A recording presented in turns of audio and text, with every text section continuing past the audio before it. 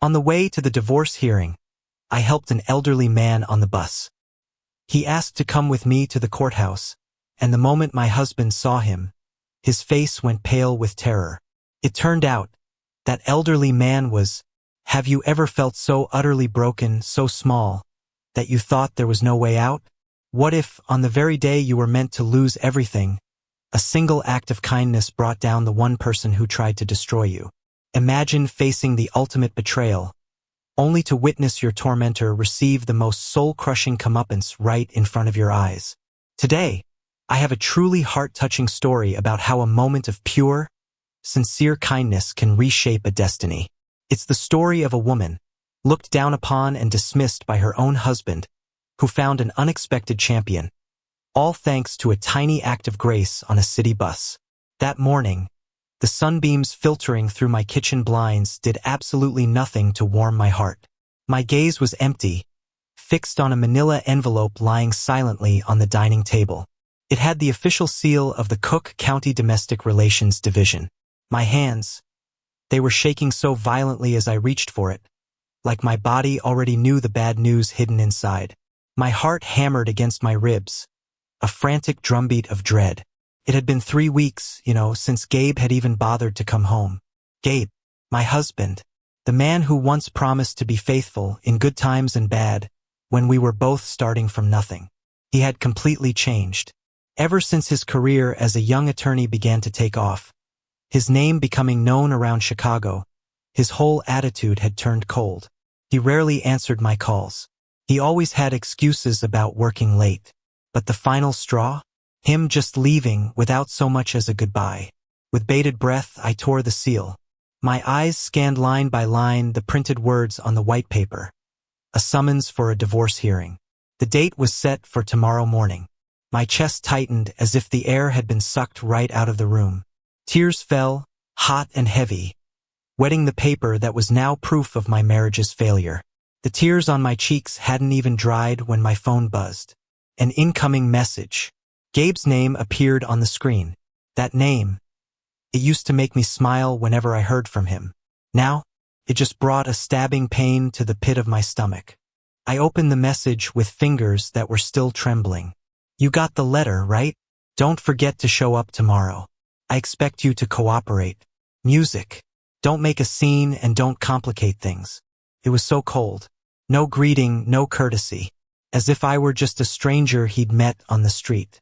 I took a deep breath, music, trying to gather the last remnants of my courage to reply. Gabe, why does it have to be like this? Can't we talk things over first?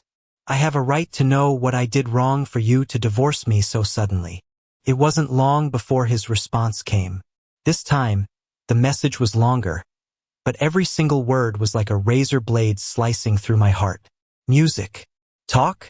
We have nothing in common to talk about anymore, Stella. Get a clue. Look at me now. And look at you. I'm an attorney at a prestigious firm in the Loop. I meet with high-profile clients, officials, and business leaders every day. And you? You're just an ordinary housewife who only knows about the kitchen and the bedroom. You're not on my level anymore. Taking you to work events would just embarrass me. You can't adapt to my world now. I sank weakly into a dining chair. My heart shattered into a million pieces as I read the honest, but unbelievably cruel, confession from my husband.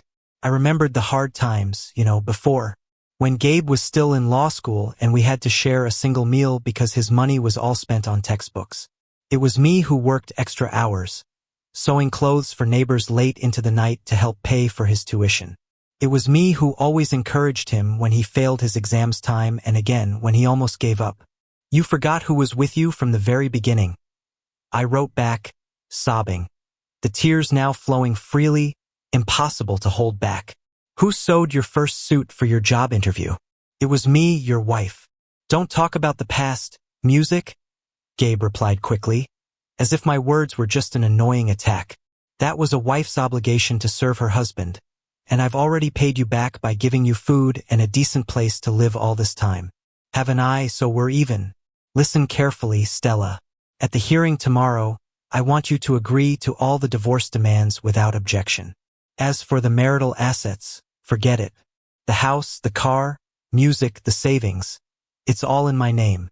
You have no real financial contribution to their purchase, so don't even try to claim a division of assets.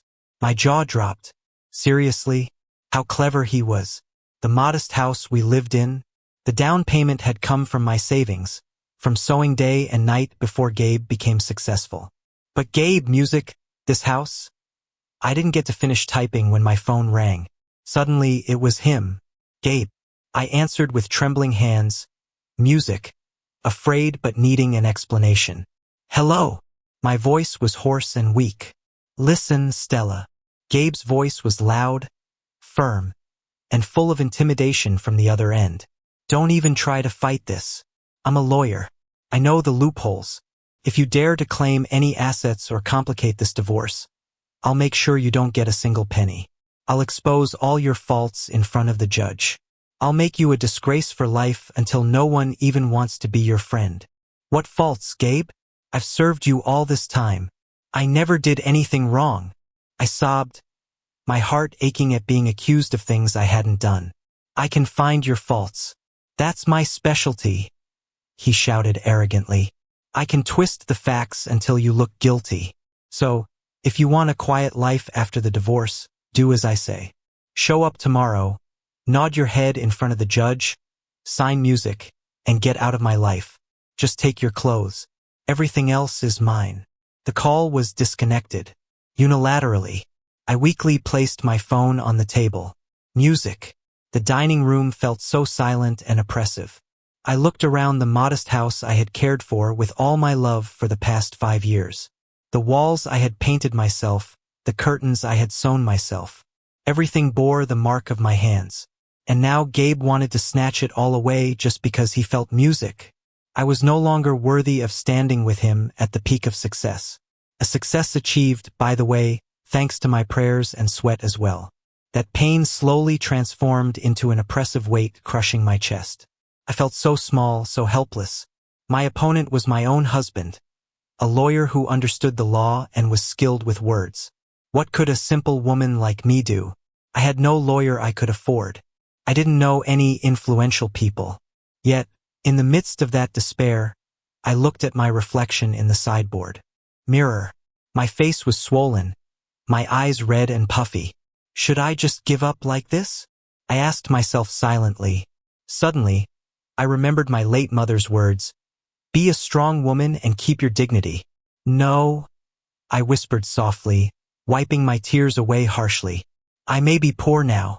I may not have an advanced degree like Gabe. Music, but I have dignity. I won't let him trample all over me anymore. Let him have the assets, but I won't let him humiliate my dignity. That night I couldn't sleep. I spent the night packing some of my clothes into an old duffel bag. I wouldn't take any possessions if that's what Gabe wanted. But I would go to the courthouse tomorrow with my head held high. I would face Gabe. I would show him that while he could divorce me, he couldn't destroy my spirit. Tomorrow was the decisive day. I zipped up my old bag. I had no money to take a taxi because Gabe had blocked my access to our joint savings account. The only car, already taken by Gabe a week ago. I'll take the CTA bus, I murmured softly. It's okay. I was used to walking and taking public transit music before Gabe became successful. Outside, the night wind blew hard, as if signaling the life storm I would face the next day.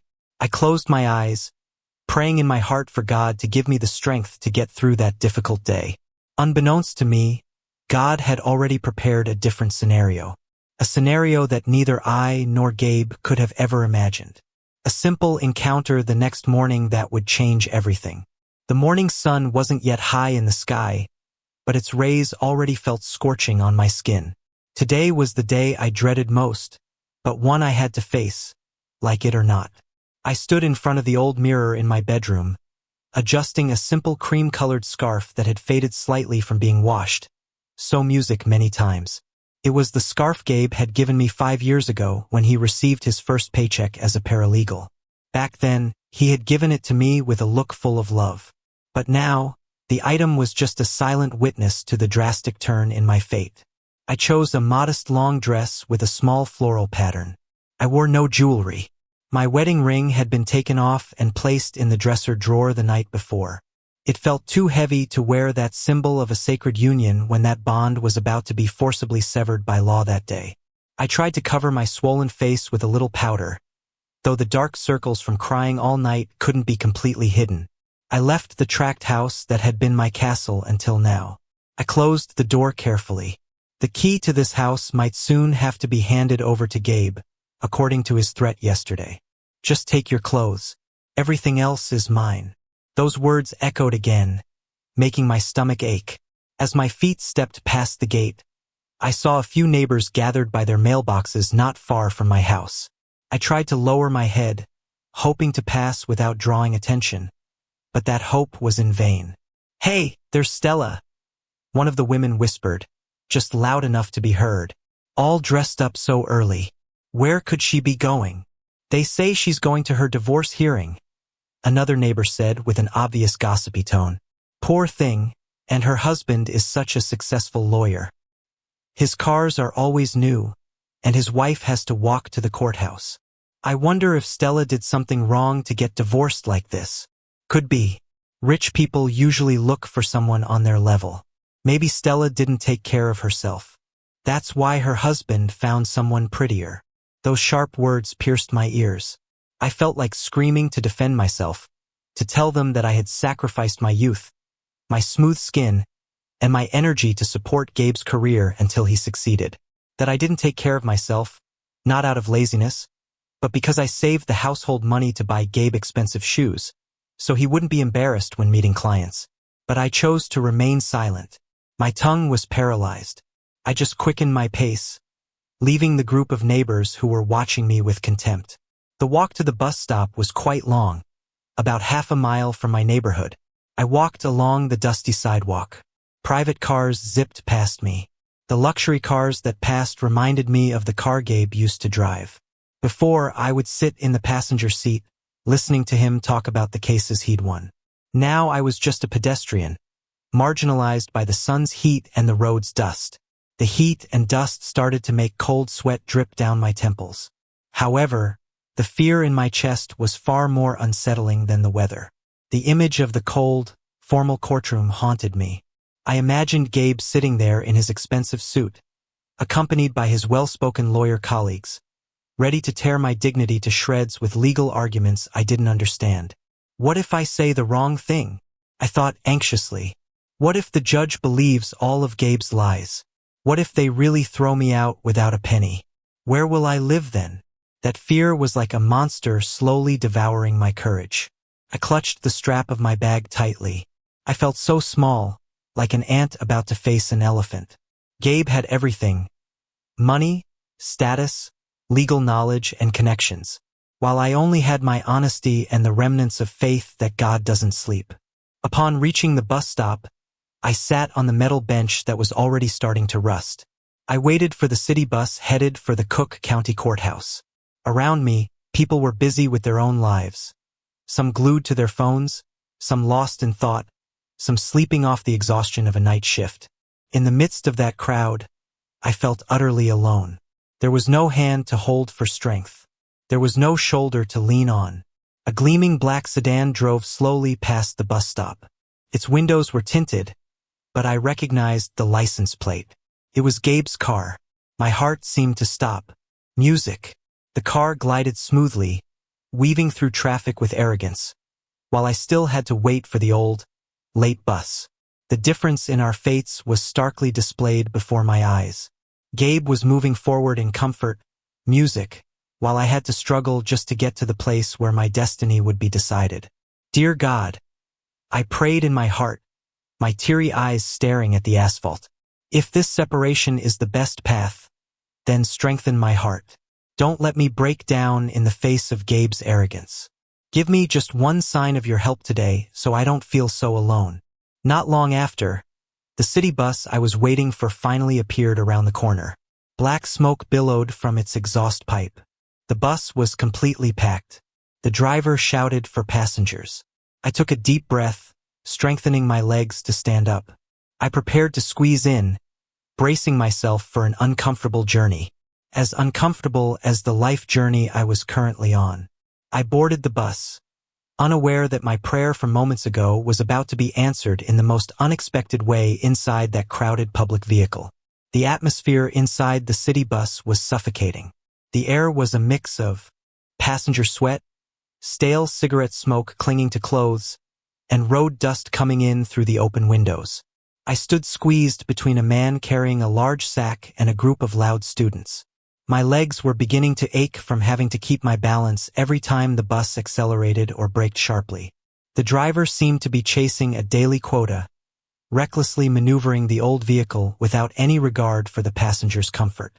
I tried to close my eyes for a moment, attempting to calm the turmoil in my chest, but the blaring horns forced me to stay awake. In front of me, the row of priority seats was full. Ironically, those seats were occupied by young people engrossed in their phones, pretending to sleep or wearing headphones as if closing their eyes and hearts to the world around them. None of them cared that there was a pregnant woman standing with difficulty in the back, or an elderly man clinging tightly to a metal pole. The bus slowed down again as it approached the stop near the downtown market.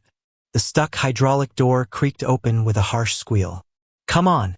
Hurry up if you're getting on!" the driver yelled, hanging out the side as he slapped the body of the bus. From the curb, an old man was trying to board with great difficulty. His hair was completely white, his body thin, and he wore a plaid shirt whose color had faded and dress pants that were too loose for him. His wrinkled hands trembled as he tried to reach the high handrail of the bus door. His steps were heavy and slow. "Hey, old man, pick it up a little," the driver scolded him impatiently. "We're on a schedule." He didn't even get out to help the old man get on. The other passengers just glanced at him for a moment with annoyed looks before returning to their own business. There was no empathy for them. The slow old man was just an obstacle on their way to work. The old man finally managed to get his foot onto the bus floor, breathing heavily. However, he had barely found something to hold on to when the impatient driver slammed on the accelerator. The bus shot forward abruptly. The old man's frail body lurched backward. He lost his balance. "Watch out!" a woman near the door shouted, but even she didn't move to help. I, who saw what was happening from the middle of the aisle, reacted immediately. Forgetting my own sorrow, forgetting my shame, my humanitarian instinct just took over. With agility, music, I pushed my way through the other passengers and caught the old man's arm just before he fell backward toward the still open door. "Be careful, sir," I exclaimed as I supported the old man's weight with all my strength. My hands, gentle but firm, held his arm, saving him from what could have been a fatal accident. The old man seemed to be in shock, his face pale, his breathing ragged. He looked at me with eyes that still reflected the lingering panic. Thank you, my dear," he said in a hoarse, trembling voice. I gave a small, sincere, and reassuring smile. "You're welcome, sir. Hold on to me." Then I looked around for an empty seat. Nothing. All the seats were taken. My eyes fell on a young man sitting in the priority seat right in front of us, who had been engrossed in a game on his phone, oblivious to the commotion just moments before. "Excuse me, young man," I called out in a soft but firm voice. "Could you please give your seat to this gentleman? Music. He can't stand for long." The young man looked up, glaring at me and the old man with an annoyed expression. He huffed in frustration as if I had just interrupted a crucial moment in his life. Reluctantly, with a sour face, the young man stood up without a word. He then moved to the back of the bus, grumbling under his breath. "Please sit here, sir," I said as I gently guided the old man to the seat. I made sure he was comfortable before letting go. The old man let out a sigh of relief as his back touched the seat. He massaged his trembling knees. After feeling a bit calmer, he looked up at me, who was now standing beside him, holding on to the back of the seat. "Thank you so much, my dear. If it weren't for you, I might have rolled right out of the bus," the old man said again. This time I could see his face more clearly. Although wrinkles covered his face, there was a sharp yet serene look in his eyes. A strange dignity emanated from his simple figure, something that didn't quite match the worn-out clothes he was wearing. "It was nothing, sir. It's our duty as human beings to help one another," I replied politely. I adjusted my handbag, trying to hide my left hand, which no longer wore a wedding ring. It's rare to find young people who care like you these days, the old man murmured softly, as if talking to himself. His eyes then scanned my appearance from head to toe. He saw my simple but neat clothes, my pretty face that held a deep cloud of sorrow, and my swollen eyes. The old man, whose name was Arthur Kessler, was not just some random person who happened to be taking the bus. However, today he had deliberately left his luxury car and personal driver at home. He wanted to reminisce about the past, the times when he fought for justice from the ground up, feeling the pulse of the lives of the humble people he often defended in his past judgments. But he didn't expect to nearly have an accident, and he certainly didn't expect to be helped by a young woman who looked like she was carrying the weight of the world on her shoulders. "My dear, where are you headed? All dressed up on a bus?" Mr. Kessler asked, trying to start a conversation. He wanted to know more about this kind-hearted woman. I hesitated for a moment. I wasn't used to confiding in strangers, especially when my destination was a place I wasn't proud of. The family court. Shame washed over me. How should I answer? To say I was getting a divorce, that my successful husband was throwing me away? "I have some business to attend to, sir." "Music," I replied diplomatically, trying to smile, though my lips felt stiff. Mr. Kessler nodded slowly, as if understanding that there was something I didn't want to reveal. However, Mr. Kessler's old eyes, which had for decades observed the faces of people in the defendant's box, could read body language very well. He saw unease, fear, and a deep sadness in my eyes. "Your face is clouded, my dear, like the sky outside," Mr. Kessler said suddenly, his voice as gentle as a father speaking to his daughter. "A good person like you doesn't deserve to look so sad."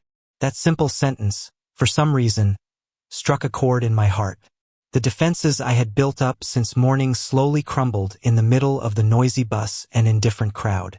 The sincere attention from this unknown old man made my eyes well up again. I turned my face toward the window, holding back my tears so they wouldn't fall in front of everyone. This unexpected encounter was beginning to open a small crack in my frozen heart. The city bus lurched forward, navigating through the morning traffic amidst the pollution and the roar of the diesel engine. The conversation between me and Mr. Kessler flowed slowly, creating our own pocket of tranquility amidst the hustle and bustle of the other passengers. I took a deep breath, music, trying to push away the tightness that was once again squeezing my chest because of the old man's question. I looked at Mr. Kessler's face again. It reminded me of my late father.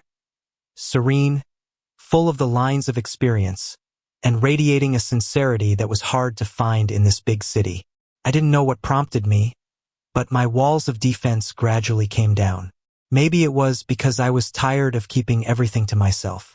Or maybe because I felt I would never meet this old man again after today. So there was no harm in sharing a small part of my burden. "I'm going to the Cook County Courthouse, sir." "Music," I finally answered in a quiet voice, almost a whisper so the other passengers wouldn't hear. My eyes again looked down sadly at the tips of my worn shoes. Mr. Kessler was silent for a moment. He didn't seem surprised, but his expression grew more serious and full of empathy. He shifted slightly in his seat, so he could hear my voice better over the noise of the bus. "Not to file a marriage license for someone else, I hope?" Mr. Kessler asked carefully, though he could already guess the answer from the aura of sadness surrounding me. I shook my head slowly. A bitter smile formed on my lips. "No, sir. To end my own marriage. Today is my first hearing." A momentary silence fell between us. Only the voice of a street vendor shouting about selling tissues in water broke the awkward silence. "My husband doesn't want me anymore, sir," I continued. This time, my tears couldn't be held back. A single drop fell, landing on the back of my hand, which I was clenching tightly. "He's successful now, an important man. Music, he says I'm not worthy of being with him anymore. That I'm just an embarrassment to his career." Upon hearing that confession, Mr. Kessler's jaw tightened slightly. "Music." His wrinkled hand gripped the head of his wooden cane more firmly. As someone who had been immersed in the legal world for decades, music, he had seen many cases like this. The cliché story of someone forgetting their roots, of loyalty betrayed by the glitter of money and status. However, hearing it directly from a woman as kind and sweet as I was, still made his heart ache with anger. "He's a fool," Mr. Kessler said suddenly. His voice was firm, though soft. I turned, surprised. I didn't expect such a direct comment from this polite-looking old man. "What do you mean, sir?" Mr. Kessler looked directly into my eyes. His gaze was sharp yet reassuring, as if transmitting a magical strength that made me feel a little stronger. "My dear, in this world there are many people with flawed vision. Music," Mr. Kessler said in a philosophical tone. "They are dazzled by glittering shards of glass in the sunlight, thinking they are beautiful gems.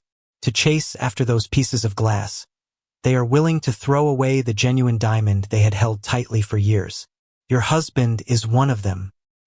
He's so blinded by the glass that he's forgotten. He just threw away the most precious diamond of his life." I was stunned. The old man's words were so beautiful and hit me right in the heart. All this time, Gabe had always made me feel worthless, like trash that deserved to be thrown away. But this stranger, whom I had just met 10 minutes ago, called me a diamond. "But I'm not a diamond, sir," I objected quietly. My low self-esteem still dominated my thoughts. "I'm just an ordinary woman. I don't have a high degree. I'm not rich. I'm not beautiful like my husband's colleagues. A pretty face and a degree fade with time, my dear," Mr. Kessler interrupted quickly. "But a sincere heart that dares to help an old man on a bus when she herself is in trouble? That is a rare luxury. That is the real diamond. And believe me, one day your husband will weep bitterly when he realizes what he let go of today." Mr. Kessler's words were like cool water on the barren wasteland of my heart. For the first time since receiving that divorce summons, I felt a little valued. Music. I felt seen as a human being, not as an object that had expired. "Thank you, sir.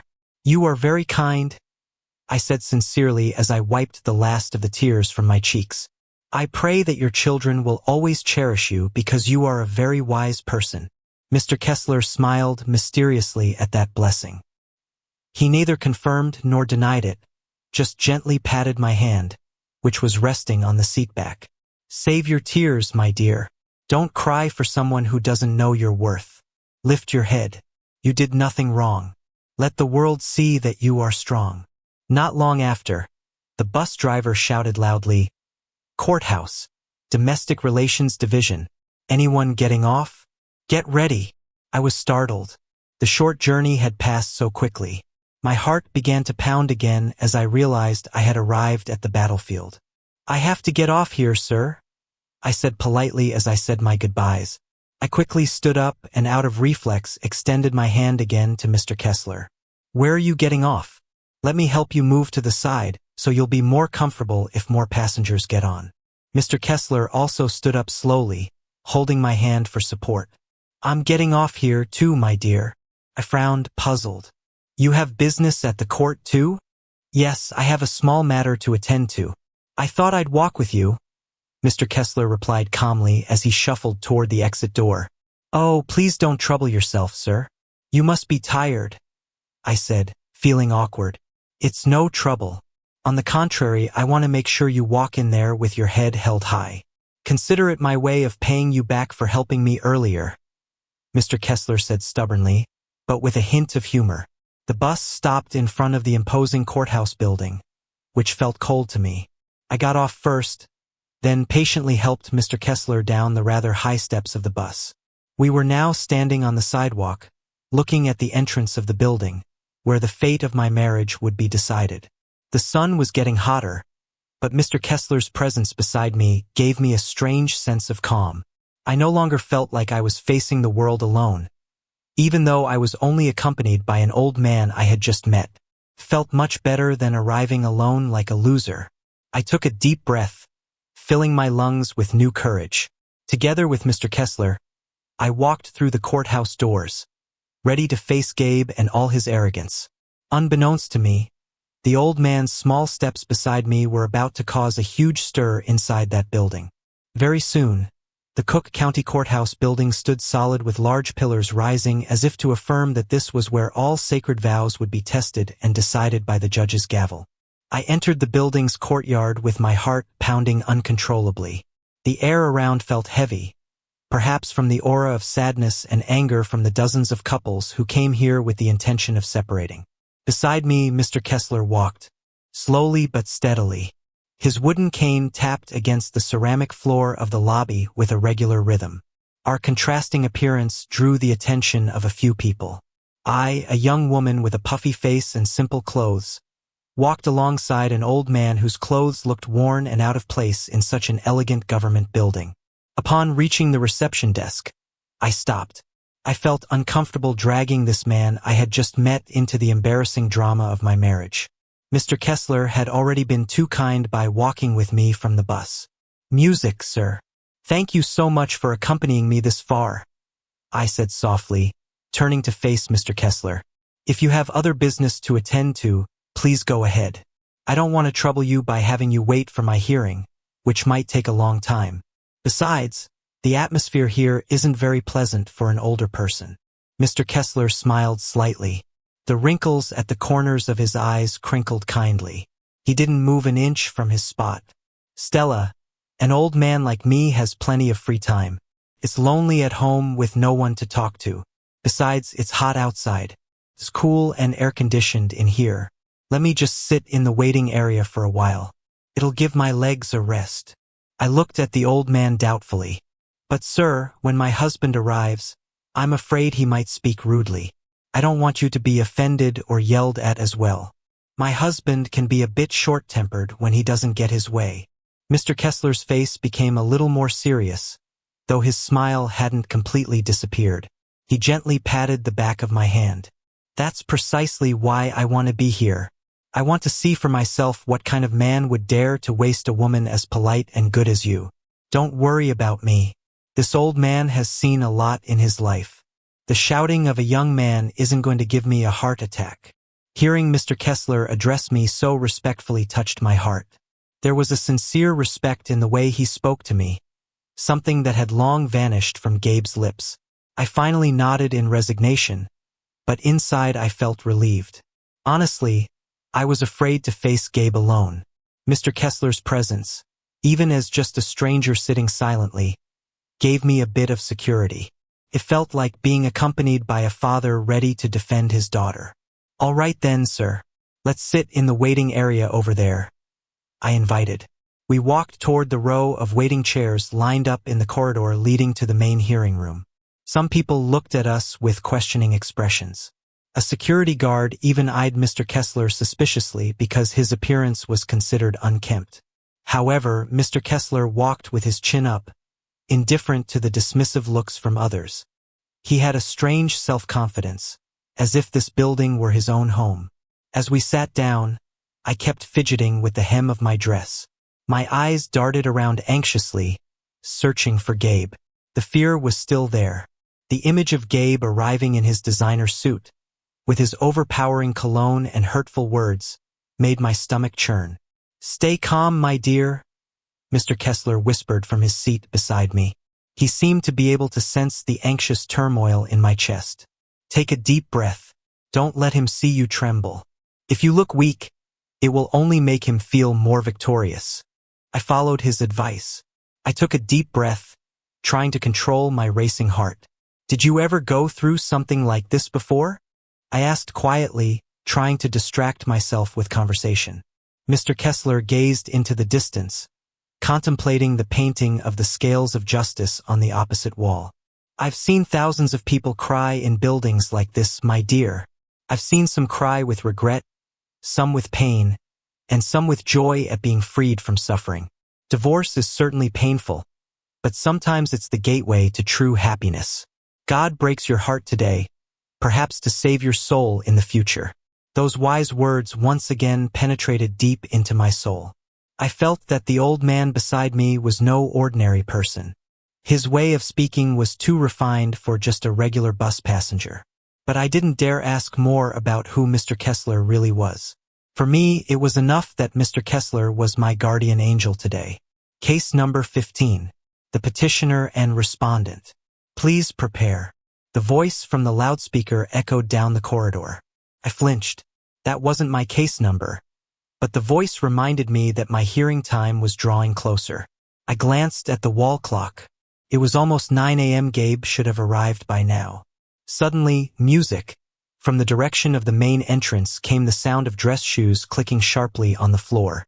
Steps full of confidence and arrogance. I knew that sound all too well. My body instantly tensed. He's here, I whispered softly. My face turned pale. Mr. Kessler also turned to where I was looking. There, striding in, was a handsome but arrogant young man dressed in a well-pressed designer suit. A crisp white shirt, music, and a silk tie. Behind him walked another man carrying a thick briefcase of documents. Apparently his lawyer. Gabe arrived with the air of a king. Music. He didn't look left or right. His gaze was fixed straight ahead, as if everyone in the room should move aside for him. The aura of arrogance was thick, emanating from him. Mr. Kessler narrowed his eyes, staring intently at Gabe's approaching figure. His old hand gripped the head of his wooden cane tighter, not out of fear, but to contain his anger at the attitude of this young man who thought he was so powerful. So that's the guy, Mr. Kessler thought. Let's see how high he can fly before his wings get clipped. I lowered my head, trying to hide my face, but it was too late. Gabe had already spotted me. A mocking smile appeared on his lips as he saw me sitting in the corner of the waiting area. Gabe changed direction, walking towards me with a disdainful look. Music. Ready to launch his first verbal assault to crush my morale before the hearing even began. Gabe didn't notice at all the presence of the scruffy-looking old man sitting silently like a statue beside me, observing his every move like an eagle eyeing its prey. The sun was getting higher, but the temperature in the courthouse lobby felt icy to me. Gabe stood right in front of me, his posture exuding an arrogance that seemed to fill the room. The scent of his expensive cologne, which always irritated my nose, now made my stomach turn, reminding me of the stranger standing before me, no longer the husband I once knew. Standing beside Gabe was another equally dapper man. He clutched a leather briefcase with a smug look, occasionally adjusting his expensive glasses while glancing at me with contempt. Well, Gabe began, his tone sarcastic and sharp. His voice was deliberately loud, causing people nearby to turn and look. You finally showed up. Music. I thought you'd be crying in the bathroom all day, too scared to face me. I took a deep breath, trying to straighten my back, which felt frail. I remembered Mr. Kessler's words from earlier. Don't look music weak. I came because it's a legal obligation, Gabe. I'm respecting the court summons, I replied softly but clearly. Gabe snorted. A short, painful laugh escaped his lips. Respecting the law? Oh, listen to you. Get a grip, Stella. Look at your wrinkled, disheveled appearance. How did you even get here? Did you take a CTA bus? Or maybe you walked to get some pity points. You smell like road dust. My face flushed. The shame, music spread to my ears. Gabe knew my weak spots all too well. Music. I took the bus, Gabe. I answered honestly. The bus. Gabe repeated the word with disgust as if I had just confessed to eating garbage. He turned to the man beside him. Did you hear that, Leo? The wife of a senior associate at a prestigious law firm rides the city bus. How embarrassing. Good thing that status is about to end. I can't imagine if my VIP clients knew my wife squeezed in with the lower class, sweating all over them. The man named Leo nodded in agreement, a smirk playing on his lips. She's in a different league, Gabe. Your decision is the right one. A woman like this would only be a stain on our firm's top-tier image. My blood boiled with rage. They were talking about me as if I were an inanimate object without ears or feelings. Being humiliated in public by my own husband and a stranger was truly painful. Let me introduce you, Stella, Gabe said, gesturing to his colleague with his thumb, showing no respect for me. This is Leo, my colleague, a top law school graduate, and he'll be the attorney making sure you walk out of this hearing with nothing but the old clothes on your back. So, My advice is, instead of being embarrassed in there by Leo's legal arguments that your small-town brain won't understand, you should just give up now. Gabe snapped his fingers sharply. Leo pulled a thick blue folder from his briefcase and shoved it roughly into my chest, forcing me to take it. Sign this now, Gabe ordered coldly. His eyes were hard, full of intimidation. This is a statement waiving all claims to marital assets. The house, the car, the land. It's all in my name because I made the payments. You were just freeloading. Sign it and I'll give you $5,000 as charity. Enough for you to go back to your hometown and open a food stall. I looked at the blue folder in my hands, which were trembling with rage. $5,000. Gabe valued my devotion, my sweat, and my loyalty for 5 years, supporting him from nothing, at a mere $5,000. Meanwhile, the house they lived in, the down payment, had come from my savings from sewing day and night before Gabe became successful. I'm not signing it, Gabe. I refused. My voice trembled as I held back tears. We bought that house together. The down payment was my money. I have a right to that house. Gabe's face turned red with anger. The veins in his neck bulged. He hadn't expected the usually quiet and obedient Stella to dare contradict him in front of his colleague. You wretched woman, Gabe hissed, taking a step closer until his face was just inches from mine, trying to physically intimidate me. You want to play rough? You think that little bit of money you had back then means anything? I paid for the rest. You're just a parasite, a leech. Gabe's harsh words hung in the air. His furious eyes were suddenly distracted by the figure of an old man sitting quietly on the bench next to where I stood. The figure of an old man in worn clothes with a wooden cane who had been listening silently all along, but who was now looking at Gabe with a strange, cold gaze. Gabe frowned, annoyed by the presence of a stranger spoiling the scene. He waved his hand at Mr. Kessler as if shooing away a beggar. Get out of here, old man. Don't listen in on important people's business. This is a private matter, not a free show, Gabe yelled rudely. Mr. Kessler remained unfazed, simply shifting the position of his cane calmly, music, and then smiling faintly. A smile full of mystery. Please continue, son. I'm enjoying the show. It's not often I get to see someone digging their own grave with their sharp tongue. Gabe stared, his eyes wide with offense. What did you say, you decrepit old man who doesn't know his place? Hey, security, where are you? How can a vagrant get into the courthouse waiting area? He's just a nuisance. Gabe turned to Leo. Leo, call security. Tell them to drag this old man out of here. His smell is distracting me. Gabe! I exclaimed spontaneously, unable to bear seeing Mr. Kessler humiliated like that. I took a step, shielding Mr. Kessler from my husband's glare. Don't be rude to your elders. Music. This man helped me on the bus earlier. He's a good person with far more class than you. Gabe burst out laughing at my defense. Ah, so this is your new friend, a vagrant from the city bus. Haha. Oh, Stella, you've really sunk low. Music, divorced by a top lawyer. And now you're seeking protection from a stinking beggar? Perfect. You two make a great pair. Both equally pathetic. Leo also laughed mockingly, adjusting his tie with an arrogant gesture. Just let it go, boss. It's not worth stooping to deal with the senile old man. It's a waste of time. Just force your wife to sign and let's get this over with. Gabe stopped laughing. His face turned fierce again as he glared at me, ignoring Mr. Kessler, who was still sitting calmly behind. Music. Stella. Listen, Stella, my patience is gone. Sign now or I swear that in that courtroom I will expose all your shameful secrets. I'll make it so you can never show your face in this city again. I froze.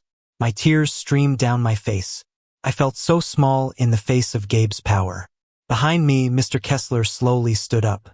His movements were calm but radiated a powerful aura of authority, a stark contrast to his worn clothes. Son. Mr. Kessler's voice was deep, resonant, and grave. Music, making Gabe turn instinctively. Are you sure you want to continue with this arrogance? I advise you to speak respectfully to your wife and to your elders because in the legal world you boast about, ethics are paramount. Gabe glared at Mr. Kessler, his eyes burning. His emotions peaked at being lectured by someone of a lower class. Who do you think you are to give me advice? What do you know about the law? I'm Gabe Mendoza, a skilled attorney from the biggest firm in the city. You're just dust under my shoe. Get out of my sight before I have the guard drag you away. Mr. Kessler just let out a long sigh, shaking his head slowly as if looking at a spoiled, lost child. Gabe had no idea that the shout, music, he had just unleashed was the biggest mistake of his life. He had just, music, awakened the giant whose portrait he worshipped on his office wall, but whose real face he didn't recognize. The atmosphere in the courthouse lobby suddenly fell silent as if all the air had been sucked out by the escalating tension. Gabe, his pride wounded by the old man's rebuke, snorted rudely. His hand, holding a pen, pointed at Mr. Kessler's face, trembling with suppressed rage on the verge of exploding. Listen to me, old man, Gabe growled, his eyes blazing with threat. I don't care who you are. If you open your mouth again, I'll sue you for harassment. This is between me and my wife, who doesn't know her place. Gabe turned his rage back to me. He grabbed my arm roughly, making me cry out in pain.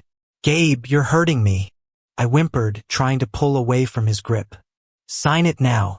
Music, Gabe shouted, forcing the blue folder against my chest. Don't expect some Prince Charming to come and save you. Realize your position, Stella. You are nothing without me. Let her go, the voice boomed. It wasn't from me, but from Mr. Kessler. This time, it wasn't the voice of a frail, weak old man. The voice thundered with authority and a resonant dignity that would make anyone's courage shrink. Gabe was startled. He instinctively released his grip on my arm. Mr. Kessler took a step forward. The sound of his wooden cane hitting the ceramic floor was sharp and piercing. He stood tall, his chest out, as if the weight of age that had stooped his back had vanished. His once dull old eyes now glared at Gabe with a gaze as sharp as an eagle zeroing in on its prey. Since when does Kessler and Partners hire street thugs as senior associates? Mr. Kessler asked, his tone cold and measured. Gabe froze, his eyes widened. The name of the law firm was pronounced with a very specific intonation, one that a common person wouldn't know.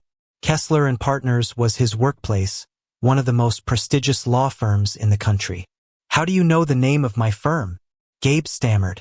His arrogance was beginning to crumble. Mr. Kessler didn't answer. He slowly adjusted the collar of his worn plaid shirt. Then, with a calm but meaningful gesture, he ran his fingers through his white hair, pushing it back. His face was now clearly visible under the lights of the courthouse lobby. The firm jawline, the aquiline nose, and the distinctive mole under his left eye were all clearly visible. Leo, Gabe's colleague standing behind him, suddenly went rigid. The briefcase he was holding slipped from his grasp and fell to the floor with a thud. Leo, what's wrong with you? Gabe turned, confused by his colleague's sudden pale and ghost-like appearance. Leo's body was trembling violently. His eyes were fixed on Mr. Kessler's face with a look of horror mixed with extraordinary awe. Boss? Leo whispered, his voice choked, pointing at Mr. Kessler with a trembling finger. Boss! Gabe, look closely. Look closely. What am I looking at? Gabe shouted, annoyed.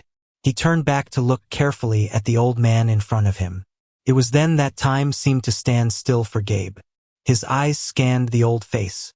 His memory flew to a giant 6-foot-tall oil painting that hung majestically in the main lobby of Kessler and Partners. The painting of the firm's founder, the living legend of the legal world, the god of justice, whose books were required reading for every law student in the country. The figure Gabe had always idolized, whose photo he kept on his desk for motivation, but whom he had never met in person because the legend had long since retired and withdrawn from public life. The face before him, though older and thinner than in the painting, was the same face. The blood drained from Gabe's face instantly.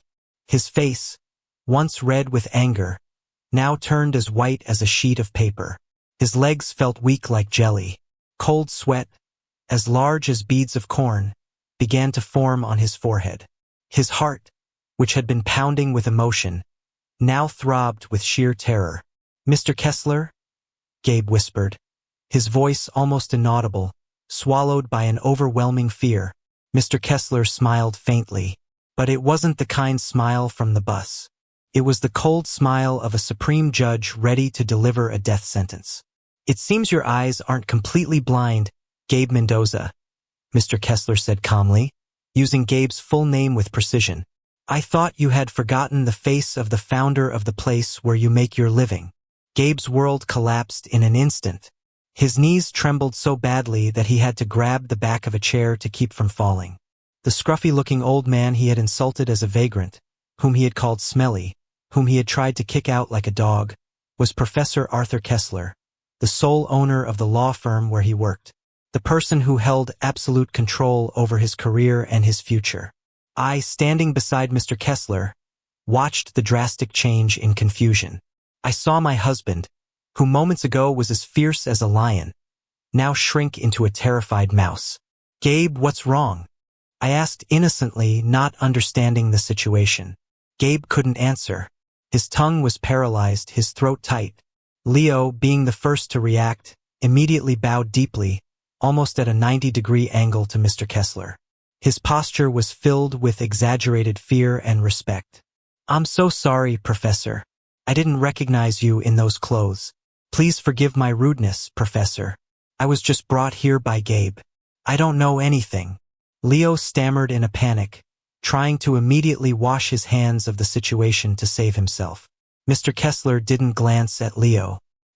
His gaze remained fixed on Gabe, who was still petrified with his mouth agape. "You said your wife is an embarrassment because she takes the bus?" Mr. Kessler asked, his voice soft but piercing. "I also took the bus today. Does that mean I'm an embarrassment to you as well?" Gabe shook his head weakly. Tears of fear began to well up in his eyes. No, Professor. No, that's not what I meant. I swear I didn't know it was you.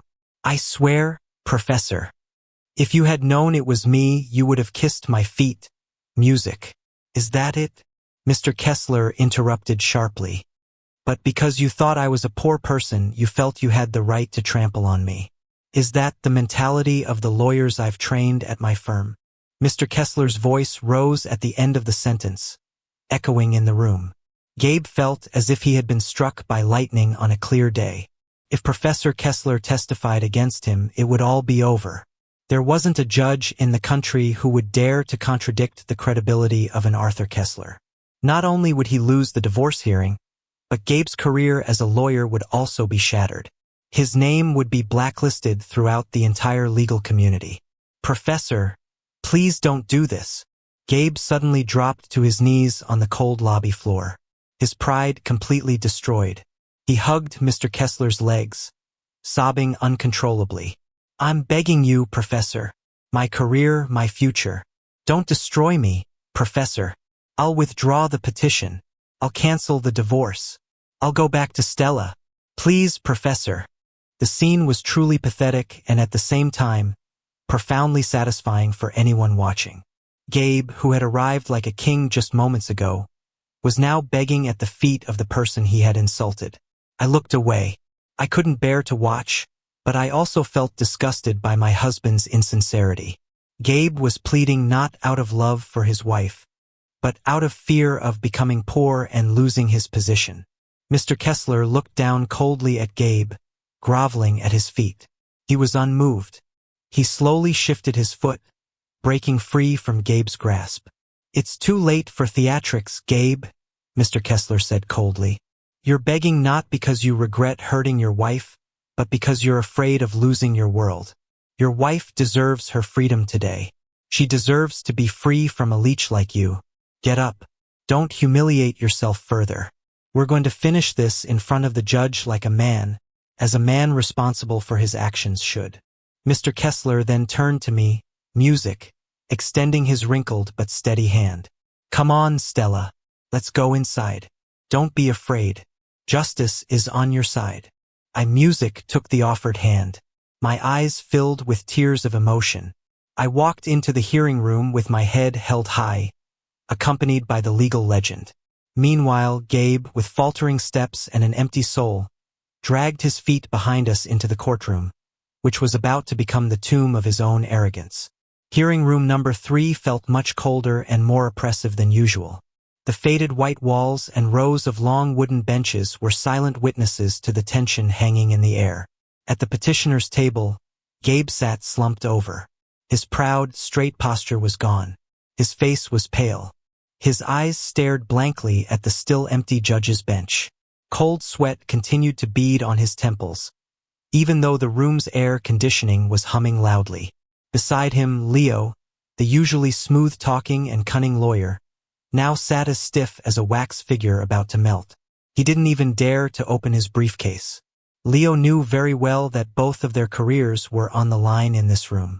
Facing Stella might have been easy, but facing the shadow of the giant behind her was suicide.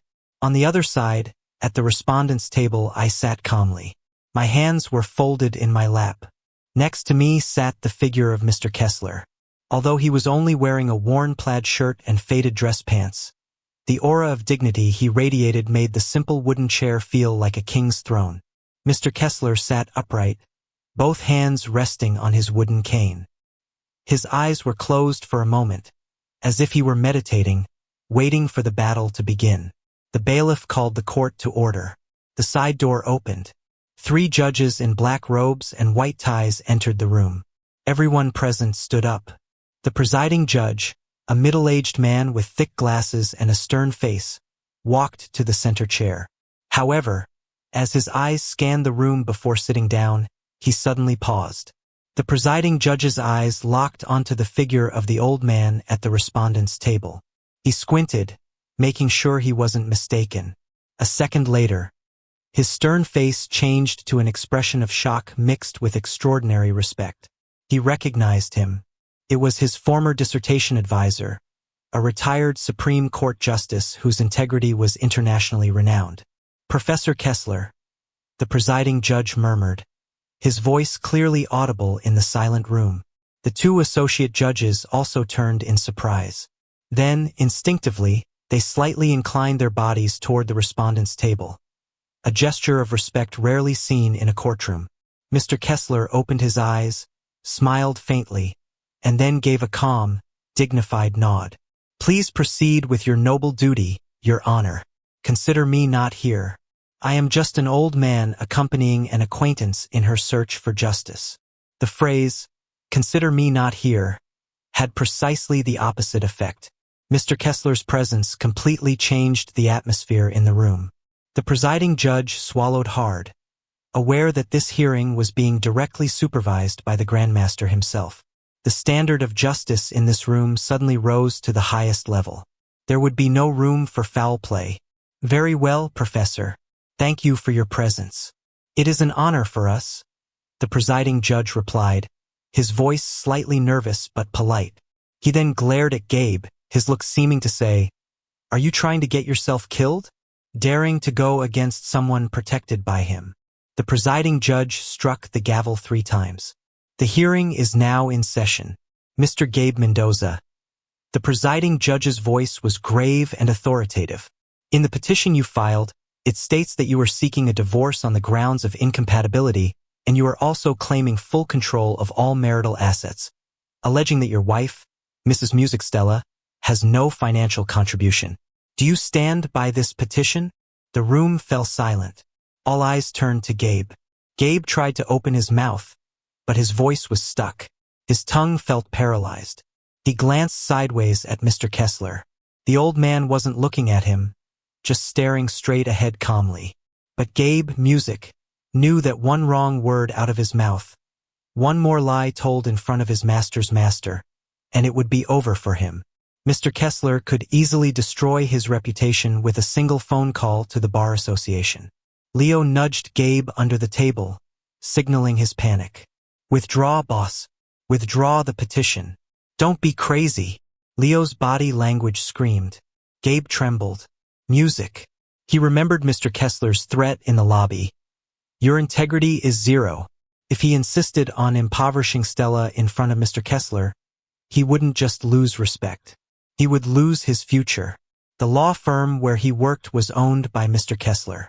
"Mr. Mendoza." The presiding judge called out more forcefully as Gabe didn't respond. I repeat, music. Do you stand by your claim to the marital assets? Gabe took a deep breath, a breath that felt heavy and painful. He glanced at me for a moment. I wasn't looking at him with hatred, but with a look of pity. That look stung Gabe's pride more than anger ever could. Music. He realized he had already lost completely, even before the gavel fell. No, Your Honor, Gabe finally answered, his voice weak like a deflated balloon. The presiding judge raised his eyebrows. No, what do you mean? Gabe hung his head low, not daring to look up. I withdraw my claim to the marital assets, Your Honor. I acknowledge that the house and its contents are community property. I am even willing to surrender my share entirely to my wife as a form of my responsibility. Leo let out a sigh of relief beside him, music, nearly slumping out of his chair. At least they weren't committing mass suicide today. My eyes widened in surprise. I glanced at Mr. Kessler. The old man remained calm. There was no expression of victory on his face, just a slight nod, as if this were the normal and expected outcome. Let the record show, the presiding judge said firmly. Mr. Mendoza surrenders the assets in their entirety to Mrs. Stella. So what about the grounds for divorce? Do you still insist that Mrs. Stella is not worthy of being with you? This question was a trap. If Gabe answered yes with reasons of economic or social status as in the original petition, he would look incredibly petty in Mr. Kessler's eyes. Gabe shook his head weakly. Tears of frustration and shame dripped onto the table. No, Your Honor, that reason is not relevant. I was the one who was wrong. I was not able to be a good husband. I want a divorce because I am no longer worthy of her. A wave of restrained emotions spread through the tense room. Gabe's confession, though born of fear, sounded honest to my ears. This was the first time Gabe had admitted his fault, even if he had to be forced by circumstances. Mr. Kessler suddenly raised his right hand slightly. Your Honor, may I speak for a moment as the respondent's companion? The presiding judge immediately nodded respectfully. Of course, Professor. The floor is yours. Mr. Kessler didn't stand. He remained seated, but his voice filled the room. He didn't look at the judge, but stared intently at the profile of Gabe's bowed head. The law was created to humanize humans. Son, Mr. Kessler said, his voice soft but cutting to the bone. Your law degree and your expensive suit are worthless if you use them to oppress the person who once devoted her life to you. Today you lose your wife, but at least you saved what's left of your conscience by telling the truth just now. Do not repeat this mistake in the future. Be a lawyer who defends the truth, not one who defends greed. Gabe sobbed quietly. His shoulders shook. Those words were both a slap and a final piece of advice from the idol he had disappointed.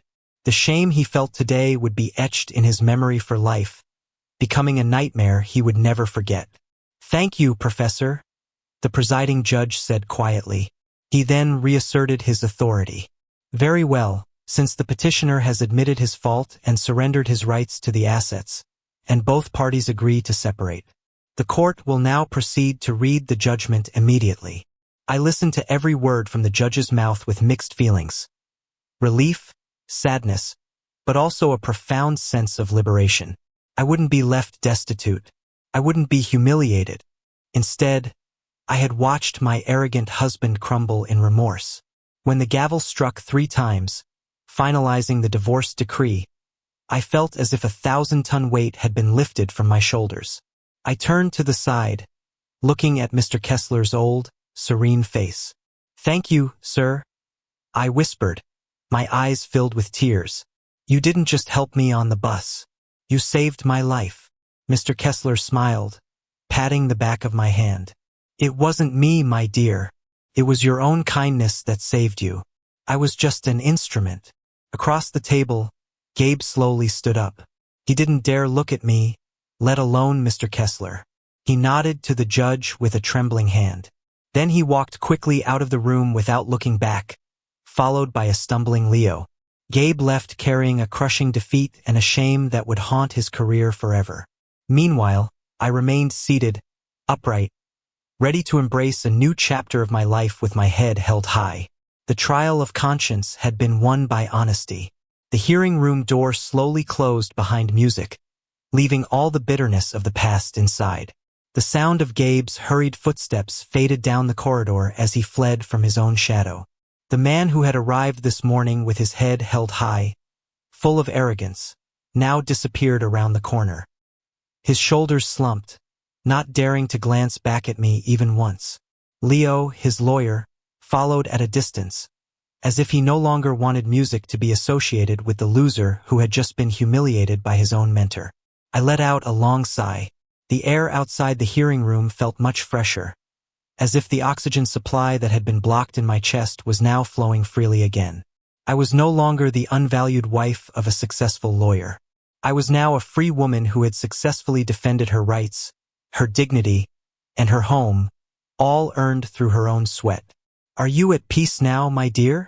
The deep, gentle voice greeted me from the side. I turned. Mr. Kessler was smiling warmly at me. The intimidating aura he had projected in front of Gabe and the judges was gone, replaced once again by the figure of the kind, fatherly old man. "Very much at peace, sir. I feel like a huge boulder has been lifted off my back," I answered honestly, my eyes welling with tears. "I don't know how to thank you enough. If you hadn't been here, I might have walked out with nothing but the clothes on my back." We walked slowly together toward the exit of the building. Mr. Kessler's pace was still slow, aided by his cane, and I faithfully matched my steps to his, staying by his side, just as I had when we first met on the bus. "You don't have to thank me, Stella," Mr. Kessler said, looking out at the sunny courthouse courtyard. "Your victory today isn't because of me, but because of the sincerity of your own heart. God is the great director of everything. He arranged the script for you to take the same bus as me, for you to help me, and for me to be there to return the favor. That is God's way of embracing you when you are in trouble." As we reached the entrance lobby, a sleek black sedan, far more luxurious than Gabe's, was already waiting. A chauffeur in an impeccable uniform quickly got out and opened the rear door. Apparently, Mr. Kessler's driver had come to pick him up. Mr. Kessler paused for a moment before getting into the car. He reached into the pocket of his plaid shirt and pulled out a simple ivory-colored business card with embossed gold lettering. It had only a name and a personal phone number, without a long list of titles. "Keep this," Mr. Kessler said, placing the card in my hands. "Your house is secure now, but life must go on. If you ever need a job or legal assistance in the future, don't hesitate to call this number. The doors of my firm are always open to honest people like you." I accepted the card with trembling hands. I bowed respectfully and kissed the back of Mr. Kessler's hand like a daughter to her father. "Thank you, sir. May you always be blessed with health and long life." "One more thing," Mr. Kessler said, giving my shoulder a gentle pat. His gaze was deep and serious. "Never regret this separation. Don't cry over losing that man. You didn't lose anything, Stella. He is the one who lost everything by chasing after stones and throwing away a jewel. You have just reclaimed your dignity. Go home with your head held high. Redecorate your house. Cook your favorite meal and start a new happy life." I nodded firmly. Tears of emotion streamed down my cheeks, but this time they were not tears of sadness. "Yes, sir. I will remember your words." Mr. Kessler smiled broadly and then got into his luxury car. The window rolled down slowly, revealing a final wave from the legal legend before the car pulled away, leaving the courthouse parking lot and driving into the bustling city. After Mr. Kessler left, I stood alone on the sidewalk, but strangely, I didn't feel lonely. I felt whole. I looked toward the street where the CTA bus I had taken that morning was passing by again, its black smoke trailing behind. That old bus, which I once considered a symbol of my poverty, had turned out to be the chariot that carried me to justice. I looked up at the clear, cloudless blue sky. The sun was shining brightly, dazzling, but warm. I touched the pocket of my dress, feeling the texture of the business card Mr. Kessler had given me, the keys to the house that were now legally mine. There was no more fear, no more low self-esteem. Gabe might have status and money, but I had something that money can't buy: courage and a clear conscience. I smiled broadly, the most sincere smile I had shown in the past year. I walked with a light step toward the bus stop, ready to return to my home, my castle, to begin a new chapter. Life is full of surprises, music, and today I learned that kindness, no matter how small, is never in vain. Justice had found its way home just before sunset.